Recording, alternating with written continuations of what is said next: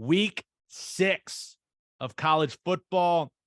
Got some good ones, man. I'm excited for a couple of these. Let's start with this one. I cannot believe College Game Day is going to Lawrence, Kansas, but I it know. is number 17 TCU travels to number 19 Kansas. TCU is currently a 7-point road favorite. The environment for this game is going to be fantastic. Lawrence is going to be absolutely buzzing for this one. However, Kansas defense, they're going to have a repeat performance, just like what they did against Iowa State, because that TCU offense is coming, man. And I think TCU's offense is a little better than what we've seen from Iowa State. We just saw them in person. Ted, it's going to be a tough challenge for the Jayhawks defense. It is, which it's crazy. Number 17 TCU, number 19 Kansas. The OU Texas game is the only Big 12 matchup this week without a ranked team, which is crazy to think about. But I'm totally with you. I think TCU's offense is. I don't think they're getting the credit that they deserve.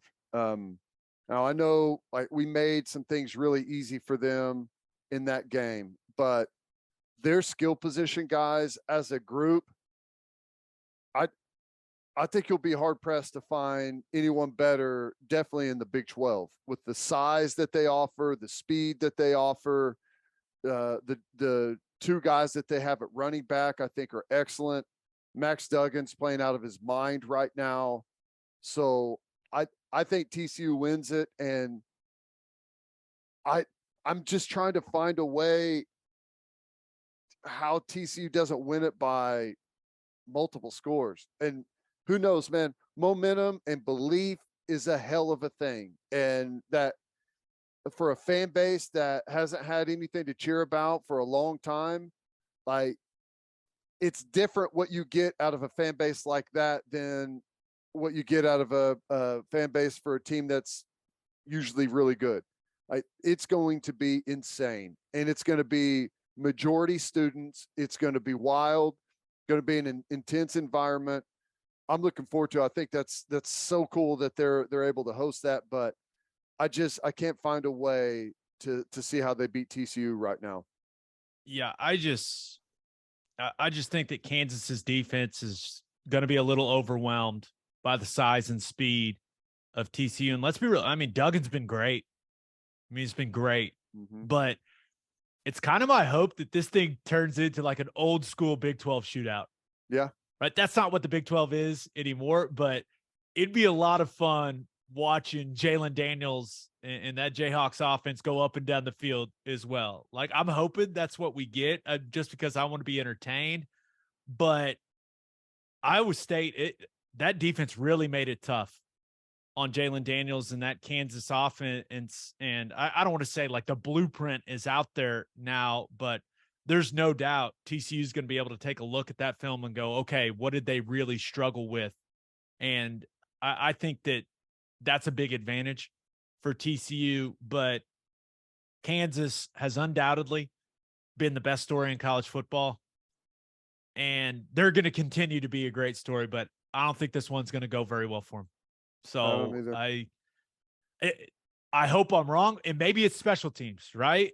Special teams has been a big plus so far for TCU with the dynamic return game they've got, but maybe they mess up, right? That's what won Kansas that game last week against Iowa State. Iowa State's kicker couldn't hit field goals. Like, that stuff happens in college football. So maybe that ends up, maybe there's some huge special teams plays in this game that swing it in the Jayhawks' favor. But if there aren't those, I just don't see how TCU doesn't win this one comfortably. Yeah, I agree. But like I said, you never know, man. Whenever a team's got crazy momentum like Kansas does right now, anything could happen. And their quarterback is a guy that can create something out of nothing and does so quite often. So I'm excited about it. I hope Kansas wins, I guess, but I don't know. I think TCU is pretty daggum good. I hope TCU wins and their offense looks great because I think it'll make us feel a little better. Right. Go put up 600 or 700 yards on Kansas. It'll make us all feel better. All right, next game. Number 11 Utah travels to the Rose Bowl to take on number 18 UCLA. Utah currently a 3-point favorite. We don't talk a ton of Pac-12 on No. here, but all of a sudden the Pac-12 has gotten very interesting, right? These teams, the way that USC is playing, Utah has cruised since that Florida loss to start the season. And looking at UCLA after a really impressive win that you and I watched together in a hotel room in Fort Worth, man, that win over Washington, UCLA has inserted itself in the conversation for who the best team in the Pac-12 is. UCLA's offense is fun, man. Dorian Thompson-Robinson has been, what is he, in like his 9th year of college, has been really, really good. Like, it's about time, but he's starting to get like some Heisman Trophy buzz, Ted. Yeah. He looks great. And they got some dudes on their team all over the place. Some good looking, big, athletic football players on the line of scrimmage, coming off the edge. As we were watching it, we kept going, why don't we have a guy that looks like that? Who is that guy? Yeah, it was impressive. I've been sleeping on UCLA, and I think these are the two best teams in the Pac-12. Maybe you throw Oregon in there. I still, maybe it's some bias built in, but I'm still not seeing it with USC compared to these other teams. These teams they're balanced. Both sides of the ball really good. Yeah, looking at UCLA, I mean, if Dorian Thompson-Robinson plays well, this is going to be a fun one, man. Now, Zach Charbonnet, I love him at running back. I think he's going to be a guy that has a long, productive NFL career. Jake Bobo, number 9. I mean, that guy's a monster at wide receiver. He's stud. It looks like a mix between, I don't know, like Ed McCaffrey and Gronkowski. I don't know. He looks gigantic out there, runs some really good routes, and big, physical, got good hands. He's impressive. And in the face, he looks exactly like Justin Herbert. It's, Right. it's weird, but Utah's offense has been rolling also.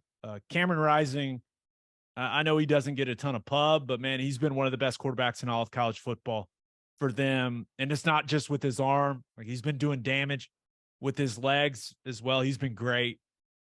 Both of these teams coming into this game running the football well. I just think when you look at this game, whatever team can kind of grind out some drives that can sustain some longer drives is going to be the team that wins this football game. And I think at this point, I trust Utah to do that a little more. I don't know what type of atmosphere it's going to be at the Rose Bowl. I'm hoping that fan base shows up for their team. I have my doubts, but I do think this is going to be a great football game. I'm actually excited to watch this one. Yeah. I'm taking Utah, but I do not feel good about it. Me neither. I there's just something built in there where I don't trust UCLA, and for whatever reason, but man, they got some good looking players on that team. Even defensively, man, some big, physical, strong guys that can get after the quarterback, but I will reluctantly take Utah. I like it. Texas A&M travels to Tuscaloosa to take on number 1 Alabama. Alabama is currently a 24-point favorite. And you talk about a game that's lost its sizzle, man. My goodness, but I've got faith in the fact that, A&M beating Bama last year will make this game fun. The offseason feud, right, between Saban and Jimbo, all of that stuff is getting brought off again. That'll bring some hostility to this football game. I feel like we all know Alabama's going to win, but the reason we're all going to watch this game, Ted, is because we all want to see how badly they beat A&M's ass. Like, I feel like that's why we're all going to be locked into this one. Yep. I agree. You never know in college football, but this one, you feel like everyone there. It's not the feeling of a big game where rarely would a team like Alabama be as amped up in the stands and the players and the coaches for a game against a non-top 25 team, already got a couple of losses, not playing great football. But this one's going to mean something to Alabama. And frankly, if I'm A&M, I'm praying that Bryce Young is playing quarterback, because at least you know what you're getting. If they put the Milroe kid back there, and he's going to be running all over the field, because Bryce Young's not going to, he doesn't scramble that much. He can, but he doesn't do it that much. Jalen Milroe is going to be running all over the field, and that is a disaster to try and defend that.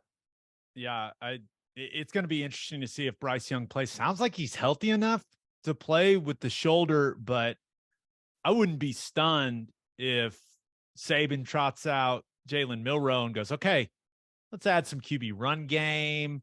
Let's add some more RPO stuff. Let's put you out on the edges of the defense. Like, it could be a nightmare for Texas A&M's defense. And speaking of nightmares, I'm not sure A&M's going to score a point in this game.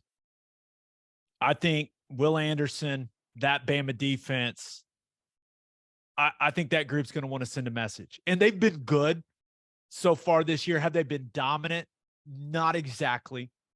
But with the struggles we've seen from A&M's offense, whether it's Max Johnson or Haynes King, who, by the way, still loves throwing the ball to the other team.